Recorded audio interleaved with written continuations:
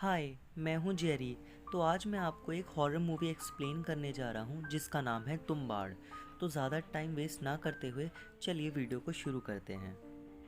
Movie की starting में हमें बताया जाता है कि एक पूर्ति की देवी थी जिसके पास सोने और अनाज का अपूर्व भंडार था। उसने अपनी कोख से 16 करोड़ देवी देवताओं को जन्म दिया, जिसमें से उनका मनपसंद बेटा पहला था हस्तर। हस्तर ने अपनी माँ के सोने के भंडार को हड़प लिया और वे अनाज के भंडार के साथ भी ऐसा कर रहा था, पर बाकी 16 करोड़ देवी देवताओं ने ऐसा होने नहीं दिया और उसको जंग में हरा दिया। वे उसे मारने ही वाले थे, पर पूर्ति की देवी ने उसके साथ ऐसा नहीं होने दिया और उसे बचा लिया। पर उसमें उसकी एक शर्त भी थी कि वे कभी भी हस्तर को आज के बाद कोई नहीं पूजेगा और उसका नाम हमेशा के लिए मिटा दिया जाएगा। पर विनायक राव के पूर्वजों ने हस्तर का मंदिर बनवाया और उसे पूजने लगे। तब से तुम्बाड़ गांव में पूर्वजों का कहर देखने को मिलने लगा। सीन शिफ्ट होता है और हमें एक औरत दिखाई जाती है जिसका नाम है ज्योति। ज्योति अभी सरकार के बाड़े में जा रही है उस आखिरी पंडित के पास जिसको वो सेक्सुअल प्लेजर देती है, ताकि वो पंडित उसे एक सोने की मुद्रा दे सके। मुद्रा देते समय वे पंडित कहता है कि ये मुद्रा ऐसे ही नहीं मिलती, इस मुद्रा को कमाना पड़ता है। सीन शिफ्ट होता है और हमें ज्योति के दोनों बेटे दिखाए जाते हैं, जिसमें से एक बेटे का नाम है विनायक राव और दूसरे बेटे का नाम है सदाशिव राव।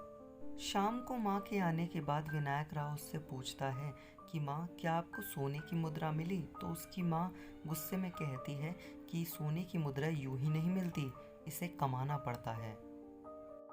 अगले दिन सरकार के वाड़े में रहने वाले उस पंडित की डेथ हो जाती है, जिससे ज्योति ये डिसाइड करती है कि वे बहुत जल्द यहाँ से पुणे के लिए शिफ्ट हो जाएंगे और वे अपने बच्चों को बताती है। पर जाने से पहले उसके छोटा बेटा जिस पेड़ की डाल पे चढ़ा हुआ था उससे गिरकर उसके सर पे चोट लग जाती है।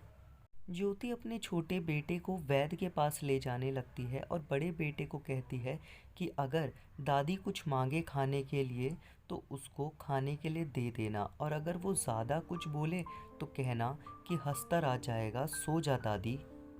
कुछ देर बाद विनायक राव को दादी खाने के लिए आवाज़ देती है और विनायक राव जाता है, जहां दादी उससे कहती है क्या तुझे सोना चाहिए, और इसी बात का लालच देकर वो उसे अपने पास बुलाती है और मारने लगती है, जिससे विनायक राव डर जाता है और वे भागने लगता है। पर दादी उसे बहुत मारती है और कहती है आज मैं तेरे को मार कर खा जाऊंगी। और इसी हड़बड़ाहट में विनायक राव को कुछ याद नहीं आता कि कौन सा शब्द उसकी माँ ने बोला था, पर आखिरी वक्त में उसे याद आता है कि उसकी माँ ने उसे हस्तर कहा था। और जब उसको दादी मारने ही वाली होती है तभी विनायक राव कहता है दादी सो जा वरना हस्तर आ जाएगा, और दादी ये सुनकर सो जाती है। ज्योति और विनायक राव तुम्बाड़ से चले जाते हैं, पर विनायक राव के मन का लालच अभी तक नहीं जाता। 15 साल बाद विनायक राव अपने घर वापस आ जाता है और आके देखता है कि दादी आज भी जिंदा है। वो दादी से पूछता है कि दादी खजाना कहाँ है? तो दादी कहती है कि लालची, तेरे मन से खजाना आज तक नहीं निकला। वो कहता है दादी अगर मैंने उस खजाने को नहीं लिया तो कोई और ले लेगा, इससे अच्छा आप मुझे बता दीजिए, मैं उस खजाने को ले लूँगा और मैं आपको भी हिस्सा दूंगा। तो दादी कहती है कि नहीं, मुझे खजाना नहीं चाहिए। विनायक राव कहता है ठीक है, मुझे खजाने का रास्ता बता दीजिए और आप जो कहोगे मैं वो करूँगा। दादी कहती है ठीक है, मैं तुझे खजाने का रास्ता बता दूंगी, पर तू मुझे जला दियो। और दादी उसे बता देती है खजाना कहाँ है। और 3 महीने की मेहनत के बाद विनायक राव सारा पता लगा लेता है कि खजाना कहाँ पे रखा है। उसके बाद वो दादी को जला देता है। राव अपनी बीवी के पास जाता है और उसे जाकर कहता है कि अब वो उसको रानी बना के रखेगा और उसे खूब प्यार करेगा। पर उससे पहले वो अपने मुनीम के पास जाता है और जाकर उसे एक सोने की मुद्रा देता है और पूछता है कि इसका क्या दाम होगा। मुनीम कहता है कि इसका दाम 100 रुपये होगा। और ऐसे करते करते ऐसे करते करते विनायक राव बहुत जल्दी ढेर सारे सोने के सिक्के कर लेता है। वो हर बार तुम्बाड़ जाके 8-10 लेकर आता है, पर कभी कभार वो 2-3 ही ला पाता है। एक बार मुनीम उनसे पूछता है कि तुम इतने सारे सिक्के लाते कहाँ से हो। वो कहता है कि ये सब उसके पूर्वजों की अमानत है जो वो लाकर अब बेच रहा है। एक दिन विनायक राव का मुनीम अपने साथ एक वैश्या को लेकर आता है और उसको कहता है कि तुम्हें विनायक राव को अपने साथ 2 दिन तक उलझा के रखना है ताकि मैं तुम्बाड़ जाके सारा खजाना ले लूं। पर वो वैश्या 100 रुपये के लालच में आकर विनायक राव को सब सच बता देती है कि मुनीम के मन में क्या चल रहा है। मुनीम पूर्ति की देवी की कोख में चला जाता है और वहां जाकर एक डब्बे को खोल देता है जो विनायक राव ने ही रखा होता है और उसके अंदर आटा होता है। पर जैसे ही उसको हस्तर सूंघता है, हस्तर आकर उस मुनीम को मार डालता है और वहां विनायक राव जाकर देखता है कि मुनीम को हस्तर ने मार डाला। कई साल बीत जाते हैं और हमें पता चलता है कि विनायक राव अब बूढ़ा हो चुका है, जिसकी 2 बेटियां और 1 बेटा है। उसने अपने बेटे के लिए एक ऐसी जगह बनाई है जिससे वो प्रैक्टिस कर सकता है और वो पता लगा सकता है कि किस तरह उसे सोना निकालना है। एक दिन विनायक राव को पता लगता है कि सरकार के वाड़े को ब्रिटिश गवर्नमेंट ने अपने अंडर कर लिया है। ये बात सुनकर विनायक राव और परेशान हो जाता है। वे एक दिन सोचता है कि वो अब अपने बेटे को लेकर जाएगा और जितना हो सके सोना वो लेकर आएगा, और ऐसा ही होता है। अगले दिन विनायक राव का बेटा और विनायक राव गाड़ी में बैठकर तुम्बाड़ के लिए निकल पड़ते हैं। वहां जाने के बाद विनायक राव डिसाइड करता है कि वो अपने बेटे को सिर्फ आज प्रैक्टिस कराएगा। पर विनायक राव के बेटे के मन में इतना लालच होता है कि वे अपने साथ आटे की गुड़िया ले आता है और इसकी खुशबू से हस्तर वहां चला आता है।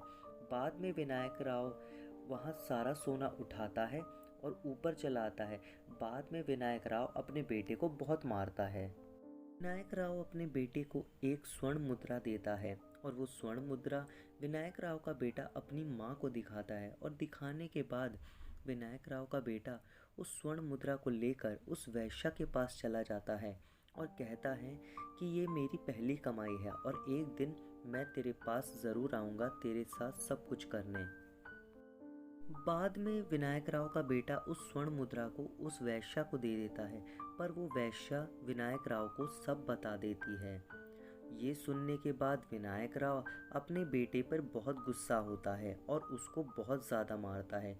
इन दोनों के बीच में बहुत ज़्यादा लड़ाई होती है, पर विनायक राव का बेटा लड़ते लड़ते भी इतना लालची ये होता है कि वो स्वर्ण मुद्रा के बारे में ही सोच रहा होता है, और वो उसे बोलता है कि क्यों ना हम ढेर सारी गुड़िया लेके जाएं ताकि हस्तर कंफ्यूज हो जाएगा और वो ज़्यादा टाइम लगाएगा गुड़िया खाने में, और इस तरह हम ढेर सारा सोना ले पाएंगे।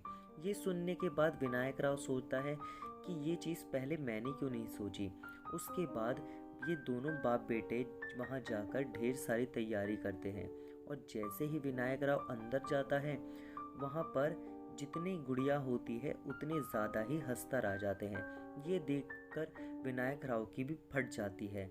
उसके बाद वो एक एक गुड़िया फेंकता रहता है और उनकी सारी गुड़िया ख़त्म हो जाती है, पर हस्तर ख़त्म नहीं होते। पर विनायक राव सोचता है कि वो आखिरी बची गुड़िया सारी की सारी अपने ऊपर लपेट लेगा और लपेट कर वहाँ चला जाएगा जहाँ पर हस्तर है, और इस तरह सारे हस्तर उसके पीछे आ जाएंगे और उसका बेटा बच जाता है। और बचने के बाद वो चला जाता है ऊपर और वहाँ जाकर देखता है कि उसके पिता पूरी तरह घायल हो चुके हैं। वो अपने बेटे को एक पोटली देता है और कहता है, ये ले, तेरे को यही स्वर्ण मुद्रा चाहिए थी ना। पर उस समय उसका बेटा स्वर्ण मुद्रा छोड़कर अपने बाप को जला देता है, क्योंकि वो चाहता है कि उसके पिता एक अच्छी मौत मर सके, और इसी तरह ये कहानी यहाँ ख़त्म हो जाती है। मुझे इस वीडियो को बनाने में बहुत मेहनत लगी है। आपको इस वीडियो को लाइक करने में 1 सेकंड लगेगा, तो वीडियो को लाइक करें और वीडियो पसंद आए तो अपने फ्रेंड्स के साथ शेयर करें। Bye bye.